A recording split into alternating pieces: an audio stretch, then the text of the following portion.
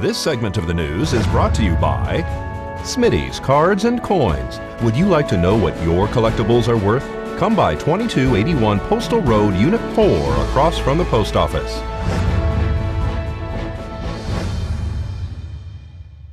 In this week's court report, an area man taken into custody after allegations of a domestic battery confrontation with both his mother and sister is scheduled in court Thursday. Edward Snook is accused of becoming agitated and making random statements that scared his mother, like referring to himself as Jesus Christ, before allegedly shoving, pushing, and trapping the elderly woman down on a couch, then slapping her phone out of her hand, all before pushing her into a room, confining her against her will. Then the defendant's sister began to yell for him to get out of her house, where Snook was not allowed to stay because he was relegated only as a guest in a trailer next to her property. His sister says Snook told her no when he was asked to leave, then shoved her with an open hand into her ribs. That's when Snook's sister called police, and he was arrested after an officer wrangled him from a vehicle he barricaded himself inside. Snook has two separate cases in justice court, both with the same dates of occurrence relating to this incident. In the first case, Snook faces formal charges of second-degree kidnapping, false imprisonment, and burglary. In his second case, Snook is facing charges including 2 counts of domestic battery, resisting a public officer, and obstructing a public officer. During his formal arraignment, the court appointed Snook a public defender who invoked the defendant's right to a speedy trial. The court scheduled a pretrial hearing for Monday, May 1st, and a preliminary hearing on May 4th. In that first case, and in his second case, Snook has a status hearing this Thursday, May 4th. The defendant was remanded back into custody, $206,140, cash or bond. The local woman who pleaded guilty to perjury and prohibited acts of voter violations as part of a plea deal after being arrested for various charges connected to fraudulently filling out voter registration forms was taken back into custody after testing positive for drugs. Tina Marie Parks was present for what should have been her sentencing, but the court pointed out that the defendant tested positive for drugs that day. The court will send the sample to a lab for confirmation. When addressing the court, Parks even admitted to using drugs once, so the court revoked Parks's OR release and continued this matter to May 19th. The 47-year-old Pahrump woman arrested after being accused of attempting to lure children into her vehicle at Ian Dortch Park, then allegedly exposing her breast, will now undergo a formal psychological evaluation.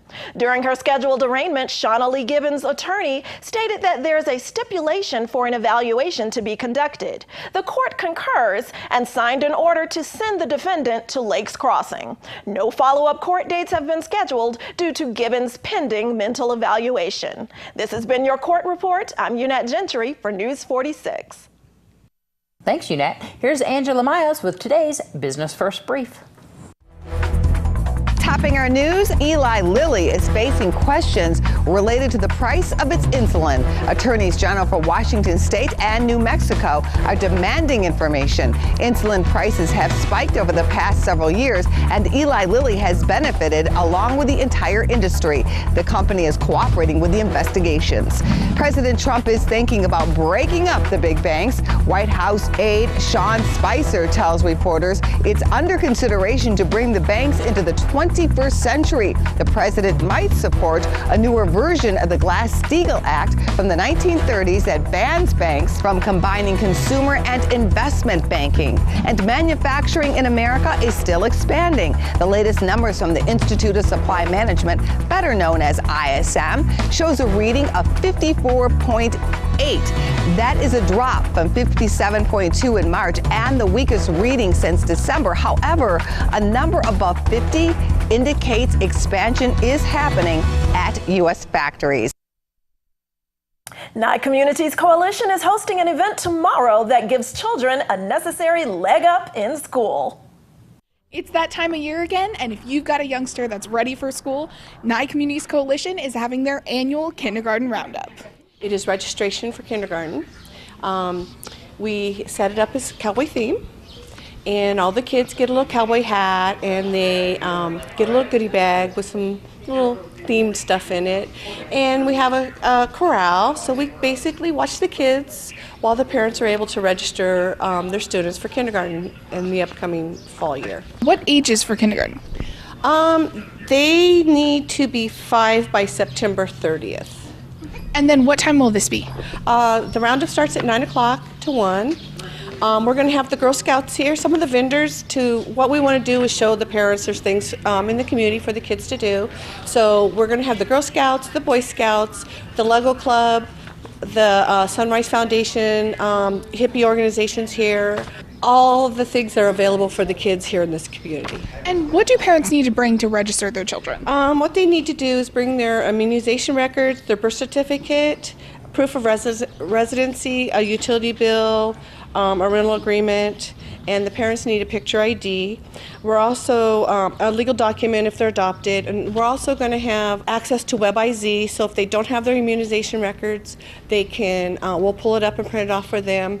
And then the county office, Libby's going to have her day open if they need to go over and get their immunizations. And that's going to be held here?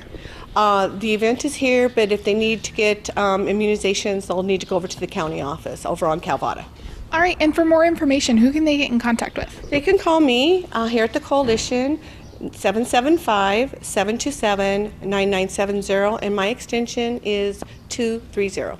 And if people miss the event, is there a way to still register them?